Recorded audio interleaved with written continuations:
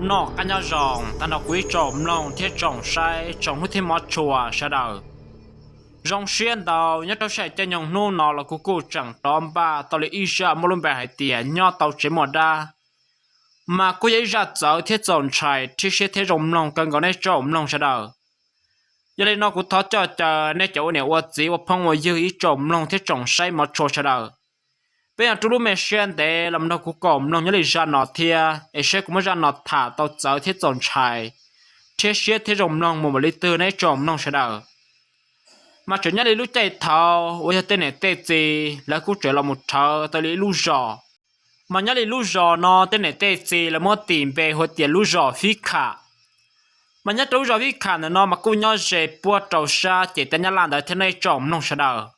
chỉ chủ nhà đi lúc chạy đó chỉ cô chuẩn bị tôi cái tiền mong nhà là, và cô tàu kia là mình đó là nhau trâu lúc giò phi cả đó. Chỉ tôi có tìm không nhớ là nó cú mua tôi nhá trong là thế nào ta sẽ mà ít cho cú nhá trầu sa nhá là tên đó chỉ cú chỉ là nhá trầu sa bên nó cho nên cú chẳng cho tao lấy tu nhá giờ tu tuôn ra đó thiệt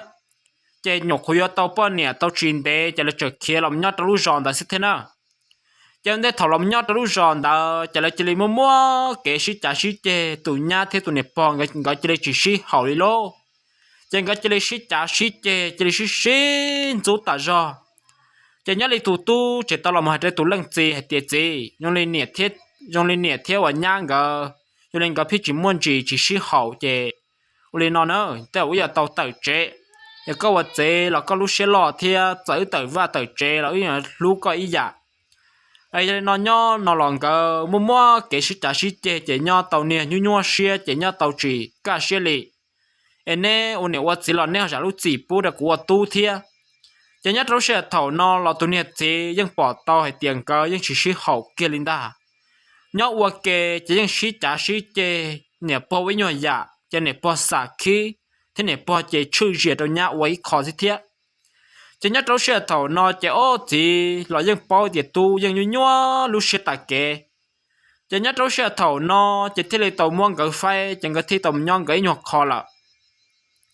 trên đây là thòng cái nhon gạo linh đó nó mà tên này tên gì là chặt thầu mà là không quá chỉ là mua nhu mua từ chỉ trong tại do là mua cái mồm bò trên lăng nè thế lăng chín cái khu chợ mua tàu lấy ở bên tùm bò lấy ở bên tùm nhu trầu tụ tu thế tụ nhang cái chỉ nhất trong xe thòng đó chỉ họ khử liệu tê thế lo chỉ họ khử là trong nhọn nọ thế họ khử là trongอยู่nọอยู่นาthế chỉ cúi là khử tại do nữa chỉ nhớ trâu chèn đó chỉ nhớ liệu tu nha nó chèn cái khứ ta giọt thia chỉ cái quả thời chỉ sơ chỉ tư sợ là để rau nhung rau bò là chỗ rau nhung rau bò là chỉ cái quả chỉ liền ta sẽ chỉ tư là một quả trái nọ ta tiệt ta lại thế nào chỉ tao can tu trông là một tết thầu chỉ tư chỉ tao can tu hồ mà tư một cho là bị tê là mà là cho cái khứ nọ khứ hậu nó mà là khứ ta giọt cho nhớ trâu sườn đó chị có cú trả tiền có chuối có nhiều tê ta tỏ ôi ta chỉ ta thế đó chị nhớ lại tụi tu nha nòng có chợ hay trên nè thiết gì thì hòng có bỏ cả một ba nhà nòng có không có nhiều tên đó nhưng có cả nó chị ta kín đó chẳng có sơn non gió một đầy rau nhu chẳng có cho là một chúa đời nhu nọ cho là một bút hay bún bò cho nên lại là muốn dọn gió một khang lấy ít nô đã xếp bỏ ta nó đâu chỉ nhất trong xe thầu nó chỉ này bỏ thiết thì giờ cái lòng cái dân cả một ba thế nọ chỉ làm nhất trong lúc chạy đó chỉ ở tụt tu thiết tụt nha nó nhớ lại mòn đó chỉ có cú chẳng bự bơ chỉ và chẳng cần nó là cho chả cái quả thời trì chỉ nhớ lại thầu cái quả thời trì đó chỉ bỏ tiền nhớ lại cho là thầu bỏ mồm mỏng ấy sai họ cho tròn mỏng lại ta chỉ mà nhớ lại thà trả cho và do cá lên đó xin mà cái quả thời trì lên đó mà giờ dễ lên đó im mỏng là một trò om mỏng đó nữa chả cái thì là quả thời trì thế chẳng có bự bự chả cái quả thời trì lên đó sơ chẳng có cú trở sao chẳng có cú trở ít tụ e cỡ họ ít tụ e tụ khí tụ lăng gì chế này khí họ tụ này lăng nè chế luôn nè cỡ thiên ấy đã chùa là gì hàng ấy đã liệt thế chỉ nhớ lên cái khu mình này chỉ nó cũng chẳng luôn nó chỉ tao mua mình tụi mình nhỏ lên thế ta tỏ mua lại ít tu chỉ giờ dễ ta trả lên đó mua bao nhiêu luôn lấy nhớ tàu plus chỉ nhớ trâu chèn đó chỉ nhớ lên còn đó trên sân đó mà cũng chẳng mua luôn nhỏ vào hà mà mua nè nó cả chơi lia lò mù mua tên nhỏ mò chó há tao cây mà bỏ lúa xin mà mò ta cho mà nhớ cho lúa hà đâu mà dây lúa hà wa mà bỏ ta kệ chỉ nhớ cho lúa xuyên đó chỉ cái cuộc thời chỉ ôm mình chỉ nó chỉ xí sao chẳng chỉ tờ tí tê trâu mà nhớ đi mòn đó chỉ tủ lăng chỉ nhưng sao tao lại tiền giờ tôi một đề rau nhung rau buồn to chỉ chủ tao nhà nó phua nhà nó trâu chia cho chỉ nhớ trâu lúc sáng đó chỉ ô tụi lần gì nó cũng chẳng phua tới cho nên trâu chia trên xe giờ dây lên đó thắt trả oppo nè chỉ lòng nhớ trâu lúc sáng đó chỉ ô anh sợ là cho chỉ nên sợ là một trâu tàu chúa tàn trò chỉ anh tàu chia cái là lô chỉ anh chỉ lấy một tệ trong đấy dễ cái là chỉ anh chỉ lấy tua một lần đã chỉ tụi lần nhiều ổn tệ họ nhớ lên đó và tụi lần gì chỉ là cá chỉ tàu thì nên trâu là cá có tụi lần nhiều bỏ kế thế chỉ nhất trâu sợ nó cho nên chỉ lên trần trong tôi một con tôi đã bỏ bị lúc nhặt đầu hà chỉ con tôi bị lúc đầu hà nó trên trên trong lòng một trâu cho nên hà trâu lấy nhà nó cho hà tàu cái là một trâu tên nhua hà một chó chỉ nhất trâu sợ thòng đó trên cái con tôi trên sáu lúc đầu sáu chỉ lên nó trong lấy nó từ chuan trà thế dùng lấy nó từ chuan trà mà đó lù lệ quăng gần tê lô mà nhớ lấy ta kín đó chỉ nên sợ lù lo ta cho chỉ tụi nên lăng gì chỉ tiểu ô chẳng lăng từ chỉ sĩ tô anh tê chả khó xíu lo lì chả chỉ sĩ chuan chả chuột tràn đó lì khó xíu gì nhá trồng trà sao lô cúm lăng mà trong này tuần đã qua ưng tê là lấy con nè lấy tất nhiên mà tụi nên bỏ nè ôn tê chỉ tụi nên bỏ nè chỉ tiểu thôi nè tiểu ôn tê lì chả na chả cụ tư tụi ôn tê này lừa chỉ lo tầm nó tí chỉ mua lừa hay lừa họ tư lìa bỏ mua từ ôn tê chỉ nhớ trâu sẽ thòng đó chỉ tụi lần gì chỉ cái chữ một chút chua trong này lần thứ tuột đề là ít trả là mua rau nhủ để ta lại thiệt chỉ nhớ trâu sẽ thòng đó chỉ cho này kén đó chỉ muốn ra khăn được bao san đầu lại theo chỉ cố tí chỉ một sĩ cho họ cho hạt cho họ chỉ anh em một tròn多chân đó chỉ anh em trần trong sĩ trong trên đó chỉ anh em nông chỉ sĩ chút chuột ra chuột trà là do chỉ sĩ nó qua nó nhà nhớ trâu luôn nhỉ nè nó vào hào tua thiệt chỉ nhớ trâu xe thầu nó mà thầu đây hàng gạo tứ rồng nông mà cúi chuột ra chuột trà rong công gì xin ta ta sử dụng đây thầu hàng gạo là một số dễ chọn tôi đây đào và chọn đủ trái ta tại lúc trước họ là chủ đó kéo lên cha cho lên nó giờ tiêu xua nhẹ tiêu xua qua mà cho ta cho nó đâu giờ có tứ rồng nông lại chỉ có những gì nó thì giờ nó qua hay đi trả lên ta ta chỉ có sáu chỗ bón chè có chỉ làวันนี้เนาะđể rau nhũ rau bòเลยcó chỉ là chỉ cái trâu chua chua thì chỉ có nó nhớ sao giờ này nhớ tụi có đã chỉ mà cái những nó tên là mình mang ta rõ thế nào đâu chỉ nhớ trâu sẽ thòng đó chỉ tụi này bón nè chỉ thì ô tháo rồi tụi non chỉ năng lợi giờ lên nó chỉ nhà nó chỉ là có một chế sứ để thay can tu mà liều nhà nó tuột chế đùa chỉ nhất tôi sẽ thầu nó chỉ ô tụi này lăng gì chỉ thì con này từ tua cho lại chỉ cái chi chế là mù là mà có một cho chỉ tới giống như giống bọn nó từ một cho lại thiệt chỉ cái chi để chua cái chi chế cái chơi chơi cũng để giống như chua chữ mù chỉ nhất tôi sẽ thầu đó chỉ ô phía quan đó rủ thế phía quan là dễ rủ ta chỉ mà họ chỉ cả trường năng cái linh ta có quay bè chẳng gầm nông chẳng có bên châu kề dùng linh nhỏ là một quan gần tệ thiệt có quay bè chẳng gầm nông cứ có là bón đặc cá thiệt ô làm nhá trâu chạy nọ chạy tụi này lăng gì chạy đến nhà bón này thì con này có thóc làm nông mà có sao cho bón chạy cái chỉ làm đó cũng để rồi nhung chuối ở dạng mổ sư chạy nhá trâu sẽ thòng ta chạy ô tụi này bón này chỉ làm muốn cho tụi này lăng gì để rồi nhung mang cái nhân trai trên cái chỉ lì ruột lìa chứ chạy tàu tí cho này là ló sẽ lọt cả lìa nữa chẳng có chơi ruột lìa chỉ để tí cho một thọ chứ chạy ô tí cho này cha sát đấu trong nọ sự chẳng có chỉ mất cho là mù gió chạy tí cho nhiều quả này nọ nhưng khi chỉ lấy rong lên mà tí cho nên mà xua giờ cho họ á chứ chạy chờ mua gió tàu ít khi nhận cho được bổ sầu theo mua nhà nọ vậy nhiều khi nhận cho được bổ sầu theo họ xua á được bổ hậu theo chạy nhất trong xe thầu nọ chạy tụi này bọn nè chỉ lấy tiền con gì nữa chạy của ôn tệ chạy tụi này lăng gì chờ ôn tệ cái là thế lo chạy tụi này bọn nè sang cái tiền con nè ở có gì chạy của ôn tệ cho mà có nhà tụi chính năng có tàu lúa chỉ tụi này tí chỉ lấy giả long kế chỉ tụi này bọn nè qua long tê là chỉ nhớ đâu sẽ thầu nó mà giờ thằng cái lòng một chế lên đó chỉ tương chia tao là nó tới mà thầu lòng một chia lên đó chỉ tứ lòng một qua nhớ được biệt cho nên cho ok biệt nó chỉ lòng một qua nhớ được biệt nó chỉ nhìn chia chỉ lên chia nhớ được biệt nó là chỉ làm nhất trâu sơn đó cháu này chín đằng trong lòng mù lo cháu này lo trong đó bơ bể luôn này đỡ à bể nó mà trong đó bơ bể luôn này đỡ à nó mà cô trở mua lại all này bon tông bây giờ thầu đó là mất chia cầu quá ô chế là mất chi tụ ta cho nó đâu chỉ là mất chi tụ chế ô chả tụi này lăng nè lo ôn tê chỉ lo trong đó chế ô chả tụi này bon nè ti lông một sai đơn đại luôn này bon tông mình chơi giờ đê lên đời do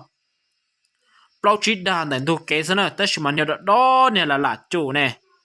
cháu lấy cha tụi nè bỏ nè qua tám mua muốn chia được bé chỉ cha bỏ rau tí tụi nè đâu bỏ nhớ được bé cháu làm nhớ cháu sẽ thầu nó chỉ tụi nè bỏ nè chỉ thì ô cái gì chúng lấy những từ chỉ to bự nhớ là lúc nè bỏ đồng đó là chỉ là to bự to nào là to mùi giò xuống nó chỉ nè chỉ nhớ cháu sẽ thầu đó chỉ tụi nè lăng gì chỉ thì khó tin à nó chỉ tụi này lần gì mà họ tua để trâu nhất để sát xì là họ tụi này tuần là gì tụi này đã tuần đó họ là một bự nhất trâu sát lâu là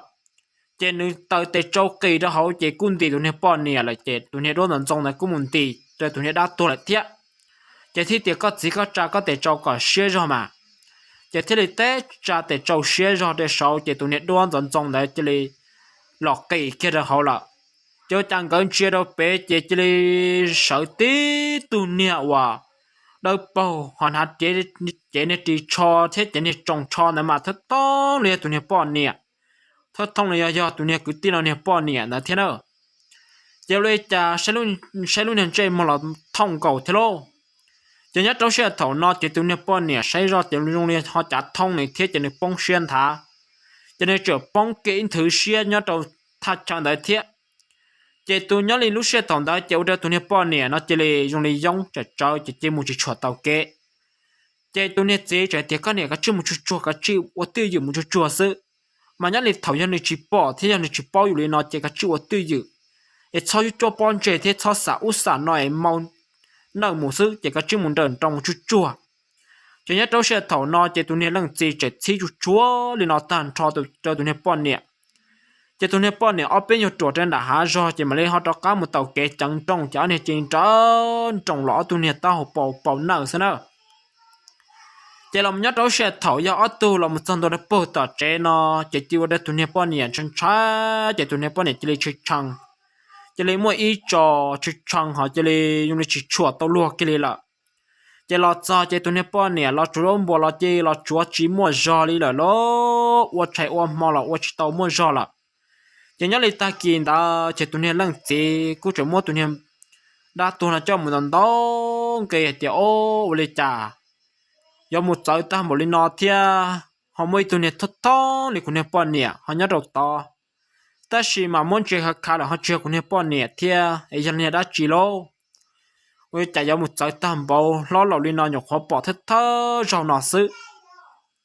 chỉ làm nhất đâu sẽ thầu nọ chỉ ôวันเดียวตัวนี้ป้อนเนี่ยจะเรียนมอเจว่าตัวนี้ป้อนเนี่ยชีเนอะมันยันเลยทำกันอย่างคนละจ้อนแต่มาชิตาววันนี้จะจังก็คู่ตัวหมู่คังก็ขยันเต้นไหนนู้ตาจังก็ตัวลมยัดเต้นไหนเจตอลิเป้นู้ต่อกาซื้อเจ้าเลยจะจนตู้มอเนี่ยที่เป็นเดี๋ยวจนตู้เจเลยnóเอาตอนจั่วกังนั่นเนอะเจเลยnóเอาตอนจั่วกังเขาเจเลยnó nhưนี่เรามุ่งเด็กไก่ปวกไก่หนาจ้องมาไก่มากวนจั่วกังเขาหมดแต่เถ่าเจเลยเรามุ่งเจสวกเขามาซีสวดตัวหน่อซื้อเจตัวนี้เรื่องเจสาให้เตียนเชจ่ายหมดตู้ชาเราว่าจ่าพี่เอาเรามุ่งจีวันจีเจพี่เอาเรามุ่งหยาอุ่นหยาเนาะอีเมจ่ายเรามุ่งเนี่ยไก่เราอย่ามุ่งเนี่ยยุ่งเนี่ยตื่มันยันเลยตัวเนี่ยตู้เนี่ยน้องก็ตัวไก่เราว้าตาจอนเลยตัวบัวเราบัวกูไล่จงhọ tu nhu lò nhu cũng giờ trong cần gạo thiệt chỉ là nhớ trâu sữa thầu nọ chỉ ô tu này tu trời xa tao lên nọ chỉ tu này tu trời thì cả liệt dù tiền nhớ trâu học lấy do là sớm chỉ nhớ chúng moi từ nhẹ dù li chỉ nhớ cứ ta cho thế này xa chỉ tu này tu chỉ lấy bự trâu do chỉ bự nhớ lên mòn đỡ ta kỳ sớm chỉ u trâu tu này lăng nè trên một chỉ lấy đã họ chỉ tu này năng xì cháu tụi nè lần gì cho nông thì con nè nhớ có món lì trà ôi trà có họ xì thế con đã đan chê了thế trong này cũng chưa có hậu lử thầu tư là trong này có hậu lử chỉ bảo khởi lì giá ta lại thế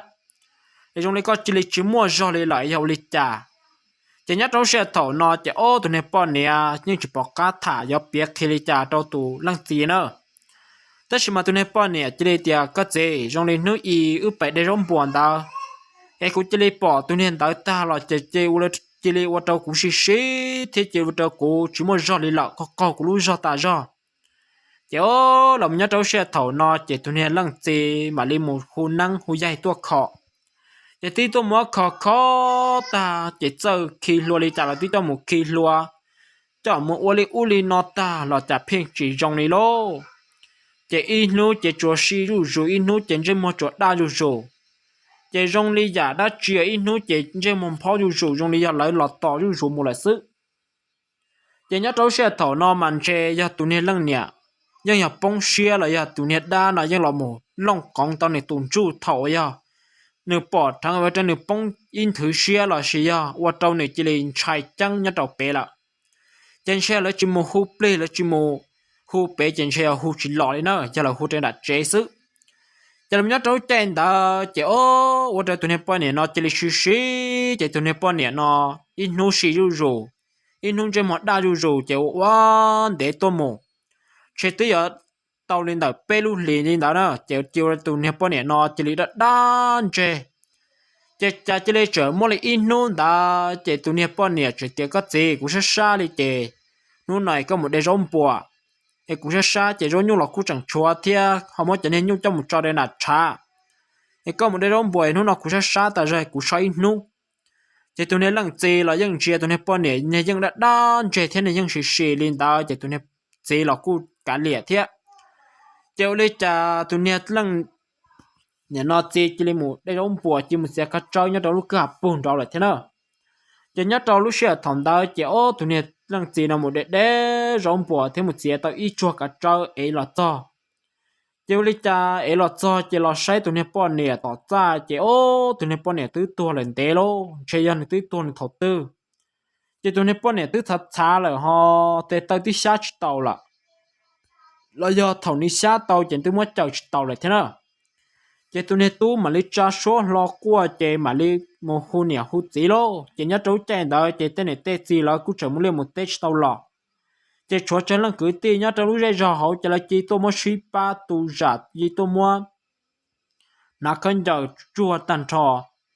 chỉ vấn đề thầu do bù do nô là muốn cho một phẩu đây là muốn cho một bộ chèn để ta tàu lấy bếp lo nô tỏ can đó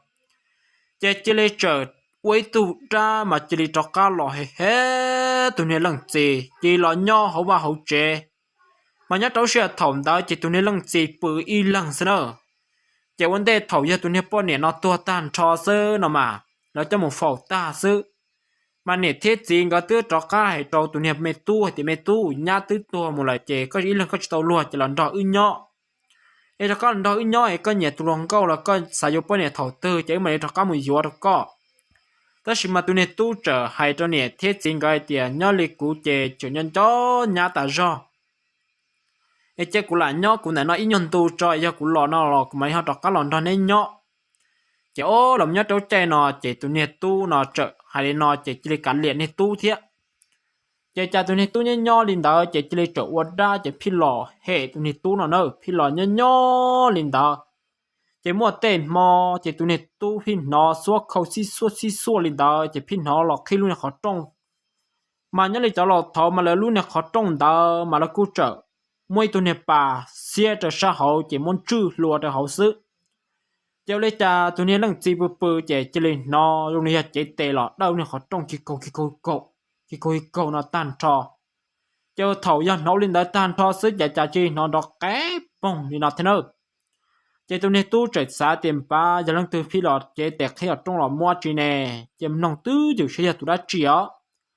chỉ ở đây cha tụi này tu trở nông dù rong này hay đó nà ô đây cha phi nó lò xí suốt lò để tỏ tụi này tu lô chỉ tụi này tu bự cho hậu trả chỉ tụi này tu nông chỉ trong này phi giáo lọt đâu tụi này tu chỉ tụi này tu bự tứ dù nông sẽ tụi đã chỉ tiền sẽ tu sai sao là muốn nhớ không lấy tu đã chỉ là nó tu nhớ lấy tu sao giờ cha tu này tu bự tư dù nông lên đó có bà dù rong có bà tao dù rong vậy cho nên nó lò tròn tôi đến là tao cha